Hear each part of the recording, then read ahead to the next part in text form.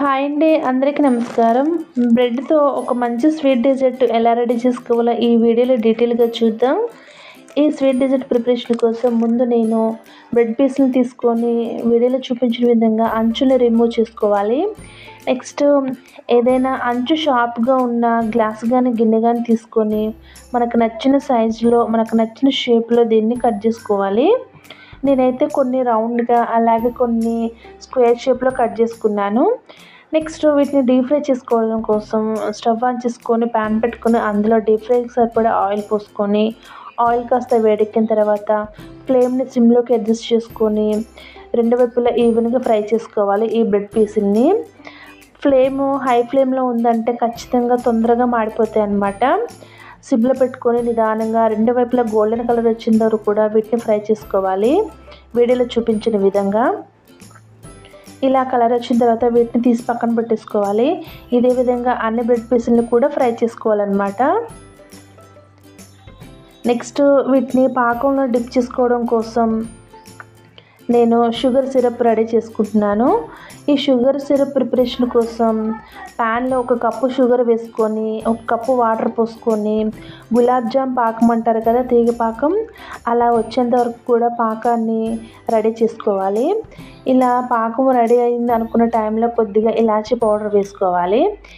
బాగా ఎక్కువగా పాకం రానవసరం లేదండి, జస్ట్ షుగర్ అంతా కూడా మెల్ట్ అయ్యి తీగ పాకం వస్తే సరిపోతుంది అన్నమాట. ఈ టైంలో స్టవ్ ఆఫ్ చేసుకొని మనం ఆల్రెడీ ఫ్రై చేసుకున్న బ్రెడ్ పీసులు ఉన్నాయి కదా, వాటిని పాకంలో వేసుకొని డిప్ చేసుకోవాలన్నమాట రెండు వైపులా. పాకం వేడిగా ఉన్నప్పుడే బ్రెడ్ పీసులు వేసుకోవాలండి, అప్పుడే పాకాన్ని ఈ బ్రెడ్ పీసు అబ్జర్వ్ చేసుకుంటుంది అనమాట.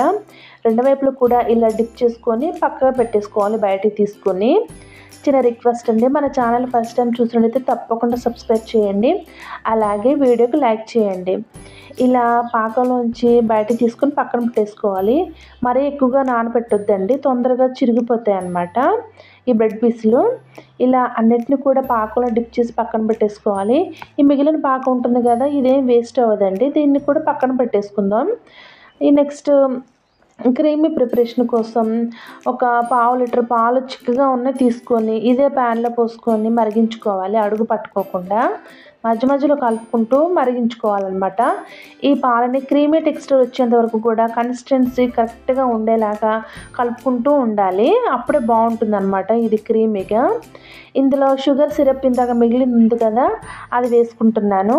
షుగర్ సిరప్ వేసిన తర్వాత ఇలా కలుపుకుని ఇది క్రీమీ టెక్స్చర్ వచ్చేంత వరకు కూడా నిదానంగా కలుపుకోవాలన్నమాట. ఈ క్రీమీ టెక్స్చర్ కోసం నేను కొద్దిగా కస్టర్డ్ పౌడర్ వేసుకుంటున్నాను, ఒక అర చెంచా పాలల్లో కలుపుకొని. కస్టర్డ్ పౌడర్ వేసేసరికి చూసారు కదా ఎలా ఉందో కన్సిస్టెన్సీ, కరెక్ట్గా కలుపుకుంటూ ఉండాలండి, లేదంటే అడుగు పట్టేస్తుంది. దాదాపు ఇది సాలిడ్గా అయ్యేంత వరకు కూడా కలుపుకొని మనకి కావాల్సినంత కన్సిస్టెన్సీ వచ్చిన తర్వాత దీన్ని కూడా స్టవ్ ఆఫ్ చేసుకొని చల్లారి పెట్టేసుకోవాలి.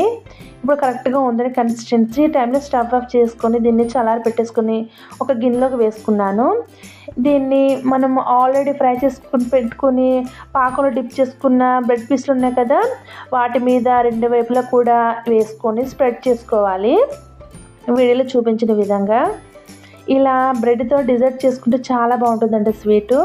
మనం బయట స్వీట్ షాప్లో ఎన్ని డబ్బులు ఖర్చు పెట్టి తీసుకున్నా సరే మనం ఇంట్లో చేసుకున్నది వేరే ఉంటుందండి టేస్ట్. ఇలా ఒకసారి ఇంట్లో ట్రై చేయండి, చాలా బాగుంటుంది. ఇలా బ్రెడ్ పీసులకి రెండు వైపులా కూడా ఈ పాల క్రీము స్ప్రెడ్ చేసుకొని అంటించుకుంటే సరిపోతుందండి. చూసారు కదా, ఈ డెజర్ట్ ప్రిపరేషన్ చాలా ఈజీ అండి. సో మీరు కూడా తప్పకుండా ట్రై చేయండి, అలాగే ఎలా వచ్చిందో కామెంట్ చేయండి. వీడియో నచ్చినట్టయితే లైక్ చేయండి, షేర్ చేయండి, నా ఛానల్ సబ్స్క్రైబ్ చేయండి. Thanks for watching.